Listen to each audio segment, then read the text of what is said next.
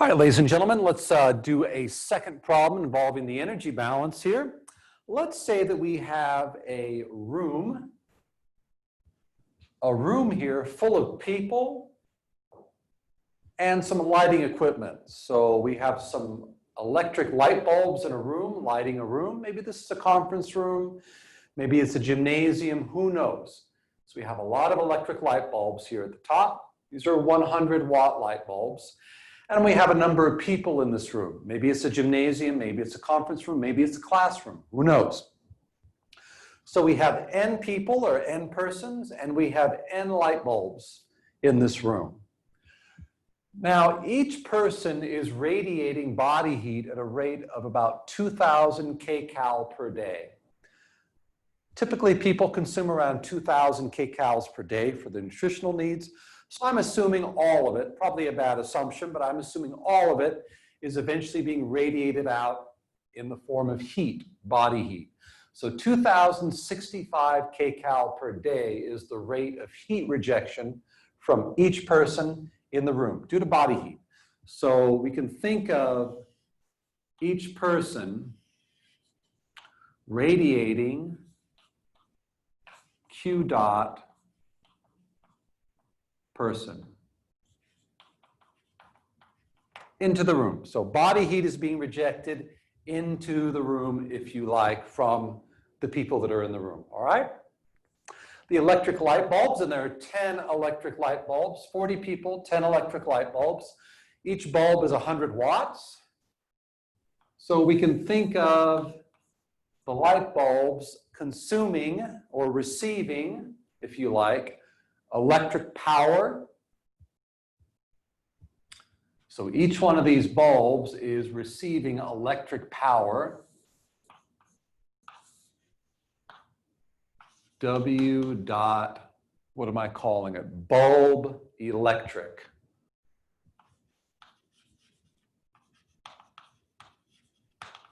So each bulb is receiving 100 watts of electric power, okay? Now, this is a cool room. It's a cool room, and it's in a hot environment. So out here,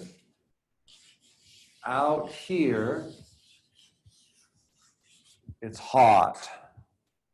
So hot environment or surroundings. Hot environment or surroundings. Well, what's going to happen, of course, is heat is going to get transferred from the hot surroundings into the cool room. That's what insulation is for, to reduce the heat transfer between a hot surrounding and a cool room, or a hot room, a warm room, and a cool surrounding. So we're going to get some heat flow from surroundings into the room. So we can think of heat being added at a certain rate from the hot surrounding to the cool room through the walls, and we're going to call that Q surroundings. And that's going to be 15 megajoules per hour. So that's the amount of heat being transferred into the cool room from the hot environment. Now, what's going to keep this room cool is an air conditioning unit. So out here, we have an AC unit. And the AC unit's responsibility or purpose is to extract out heat from the cold room and to keep it cool. There are all sorts of things that are conspiring to heat this room up. The heat transfer from the environment, the heat transfer due to metabolism from the people, so the body heat being rejected, and then the energy transfer, the work transfer from electric work or power to running the light bulb. So there are all these things that are adding energy to the room, and we need to suck that energy out or remove it using an air conditioning unit. So Q dot AC is being rejected or extracted due to the use of an air conditioning unit. Okay, so what are we supposed to find here? We know a lot of things, but what we don't know is how much of the heat load the air conditioning unit is responsible for. How much heat does the AC unit have to extract from the room? So let's find out how much heat the AC unit has to extract out, the rate of heat extraction due to the AC unit. Okay, so analysis. Let's move over here. So let's find out the amount of heat required or rate of heat extraction due to the AC unit to keep the room cool. So analysis. Okay, so this is an energy problem, obviously. We have a lot of heat flows going on. We have a flow of work, or transfers of work, transfers of heat. And then we want to find a heat transfer rate due to the presence of the air conditioning unit. So this is clearly an energy balance problem. What's our system going to be? What are we going to apply our energy balance to? Well, I'm going to surround the room with a control volume. And so this is going to be my system. System control volume, if you like, CV. System control volume, CV. All right? So my system is going to be the cool room, and I'm going to apply the energy balance to the cool room. All right, let me write down the appropriate version. Notice I have a lot of heat transfer rates. Everything in the problem involves a rate. So what version of the energy balance should I use? I think I should use the rate-based. So E balance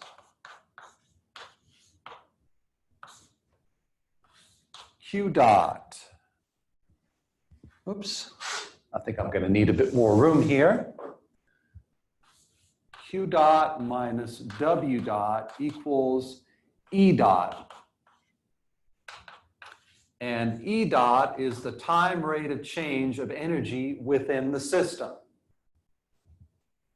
Within the system, all right? Now let's look at what some of these Q dots and W dots are. The heat transfer has a number of different sources. There's the Q dot to the system from the surroundings. So we got the Q dot from the surroundings into the cool room, so we'll have Q dot surroundings. We have the heat transfer out of the room to the AC unit. So that's out of the room. See the arrow indicates outflow due to the AC unit. And then we have a bunch of heat transfers to the room. And what we mean by that is the body heat being rejected by the occupants, okay? There are N people in the room, and each person is rejecting heat at a certain rate, Q dot person. So there are 3 different sources of heat transfer. There's the Q dot surroundings.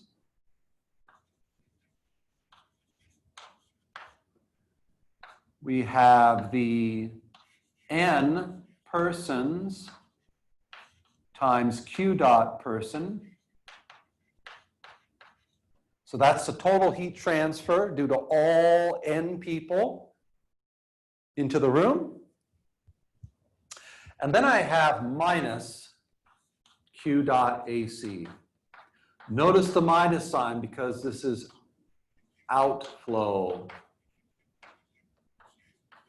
positive. I want to find Q dot AC, and I want that to be a positive number. And it's understood from the diagram. It's understood from the diagram that out is positive. Out is positive. Out is positive. So that's why there's a negative sign in front of this Q dot AC, all right? What about the work term, W dot? What kind of work is going on in this problem? Well, remember there are 3 different forms of work. There's boundary work, electric work, and shaft work. There's actually a fourth kind of work, but we'll talk about that later. As far as we're concerned, there are three kinds of work. There's no shaft work going on. There's no propellers in here. There's nothing stirring the air around that I can see. So I'm going to assume that there's no shaft work. By the way, it's getting a little tight here. I'm going to write my assumptions here. Should be over here, but I'm out of room. So assumptions, no shaft work. I'll write that down in a minute. Is the boundary, is the system changing volume? This is my room here, and I'm making the room the system. I don't think the room is changing volume over this process, so there's no boundary work going on. So the only work left is electric work. So W dot equals W dot electric.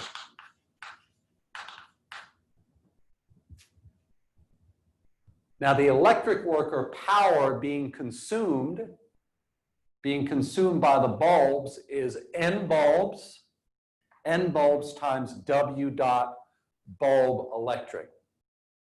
And by the way, the assumption here is this is energy consumed. The bulbs are consuming electricity, not producing electric power. So this is consumption.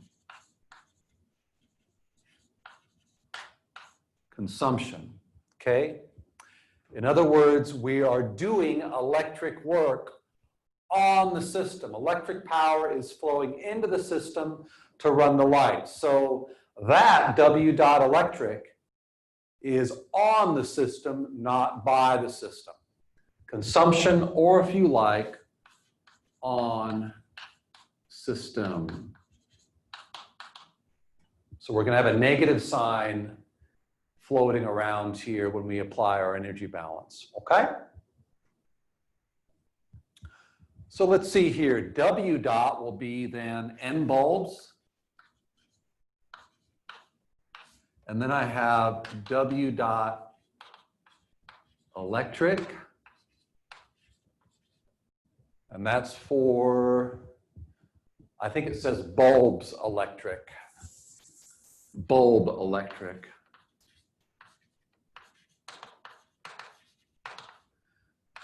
Now remember, this bulb electric is on the system. It's electric work being done on the system.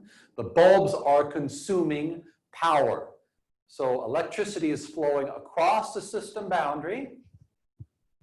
Electricity is flowing across the system boundary to power the electric bulb. So W dot electric is on the system, not by the system. So I got to put a negative sign right here. On system. On system. Notice that W dot, the negative sign is going to cancel out with the negative sign in the energy balance, all right? Okay, so that's taking care of two terms. We'll make the substitution here in a moment, write out the resulting equation. What about this change in energy within the system over time? The change in energy within the system over time. I don't get a sense in the problem that the temperature is going up or down over time. This would appear to be a steady state problem. No changes with respect to time.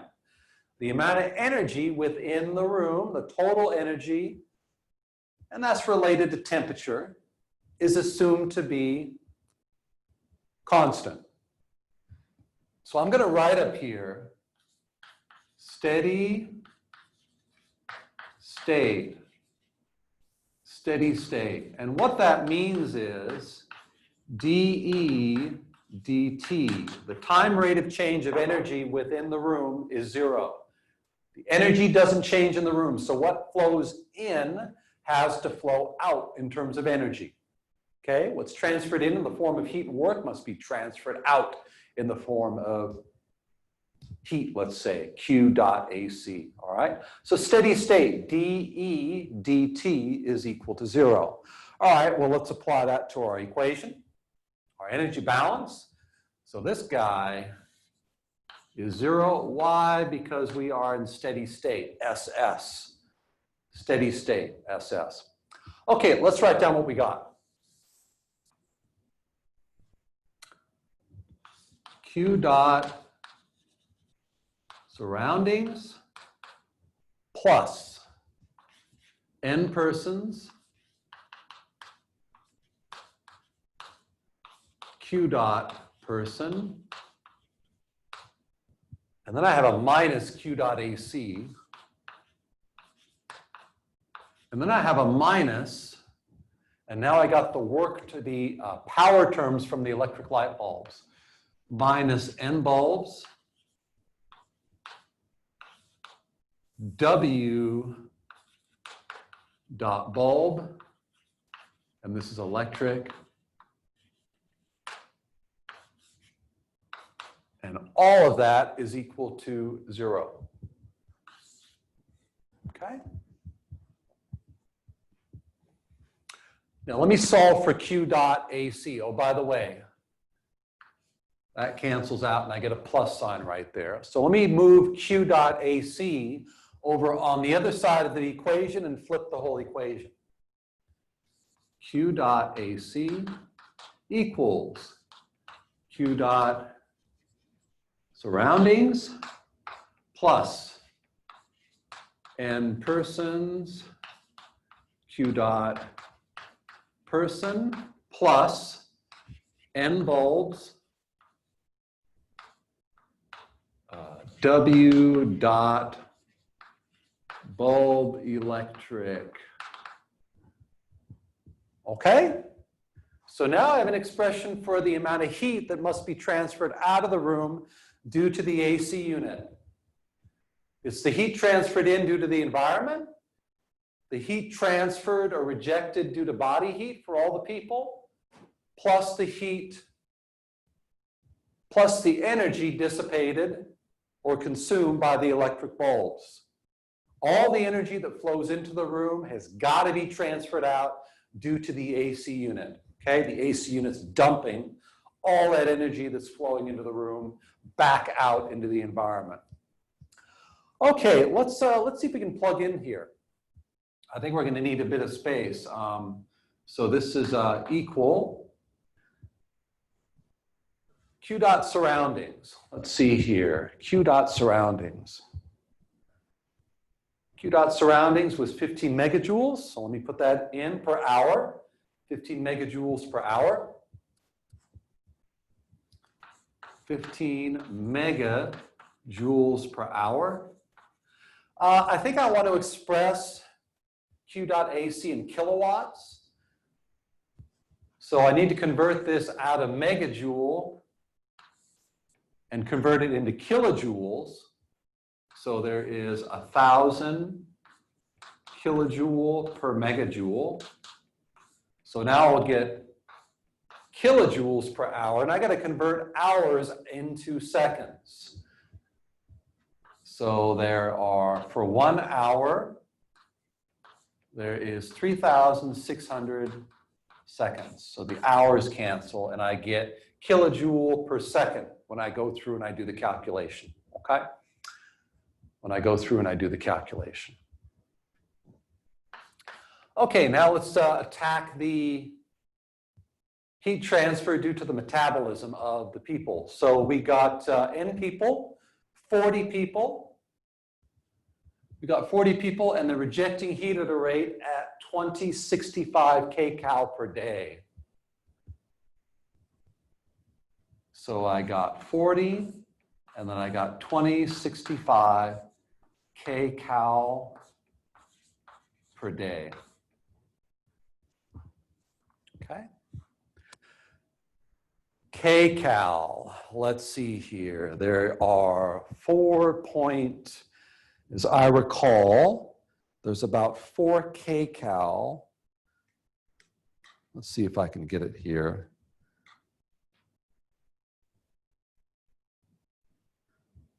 Hold on a second.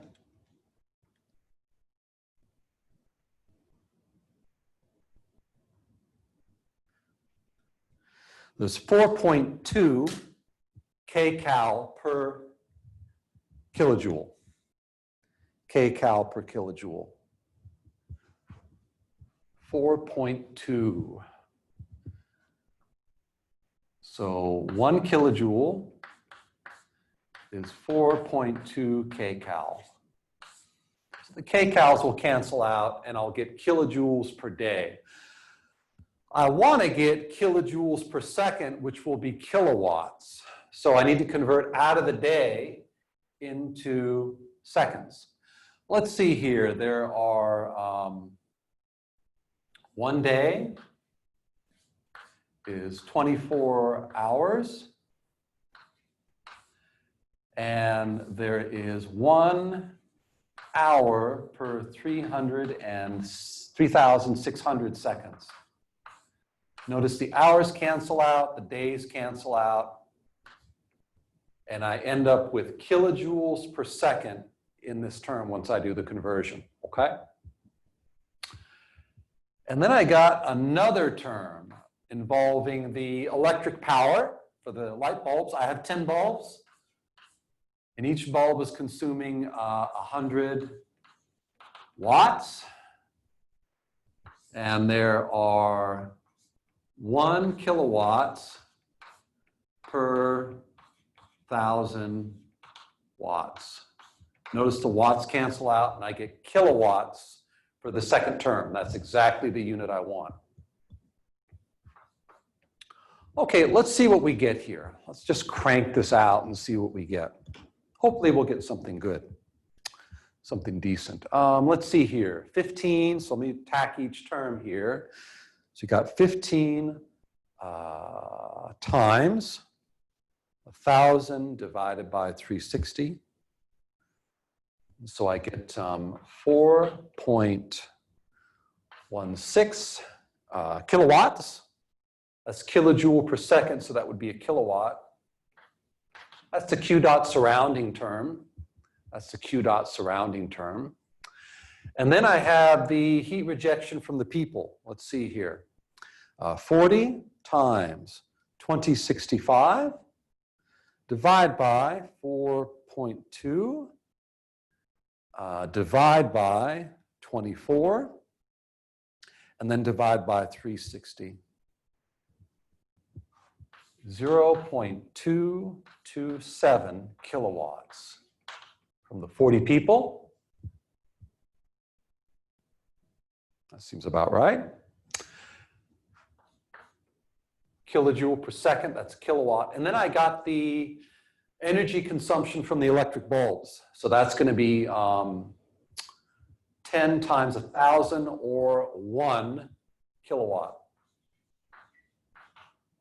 1 kilowatt. So let's add this all up. 4.16 plus 0.227 plus 1, and I get 5.3. Actually 5.3, 5.4 kilowatts. So Q dot AC, the heat transfer or the heat load on the air conditioner, Q dot AC is equal to 5.4 kilowatts. That's how much heat the air conditioner has to extract out from the room to keep the room cool. All right? That's a nice little problem because it involves a bunch of unit conversions. You see here the importance of units. Those of you that are not keeping your units in your calculations, you're just begging for trouble. Begging for trouble big time. If you lose a unit and the units aren't compatible in your terms, you can't figure out why you're getting the wrong answer, you could waste hours trying to chase down what you did wrong. Keep your units with your numerical values and then do your conversions in the equation, okay? 5.4 kilowatts. 5.4 kilowatts.